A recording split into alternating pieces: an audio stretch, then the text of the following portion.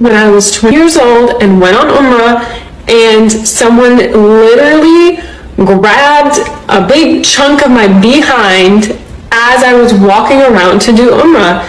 And it caught me off guard, and I like screamed.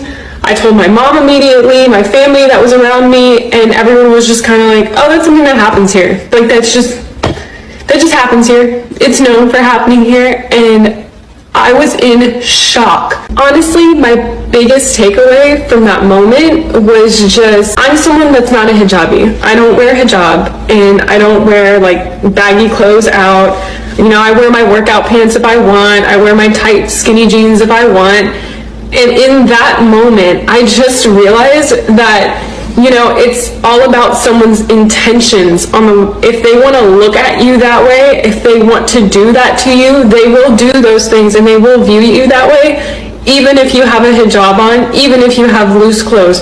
Because doing Umrah was the first time in my life that I was in a full burqa, covered from head to toe, arms covered, hands covered. The Quran in 33:59 tells believing women to cover up so that they won't be molested or harassed.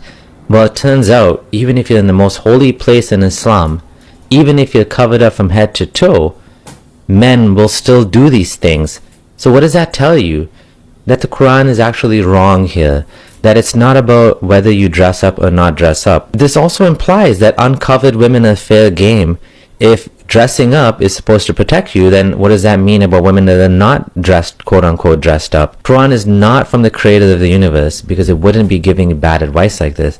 Rather, it would put the shift and the burden on the perpetrators not to abuse, not on women to cover up. Alright, I hope we get clear the point the brother is trying to make.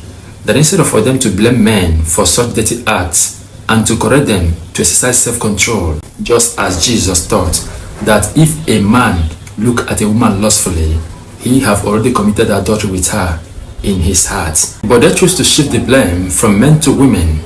By the way, we are not saying that women should dress naked. Women should dress attractive, because it is the attractiveness that draws them close to men. No man goes to seek hand in marriage a woman that is not attractive to him. The reason they will not blame their men or correct them in any of their actions, in fact, the reason all the promises were made to men alone, is because it is men they will use to achieve their goal. With sword, it is men they will use to achieve their forceful expansion, not women. Women do not go to war, but men. That is also the reason the promise of 70 virgins in heaven and the rivers of wine was made to men, not to women, because it is men they will use to achieve their goal, to boost their heart,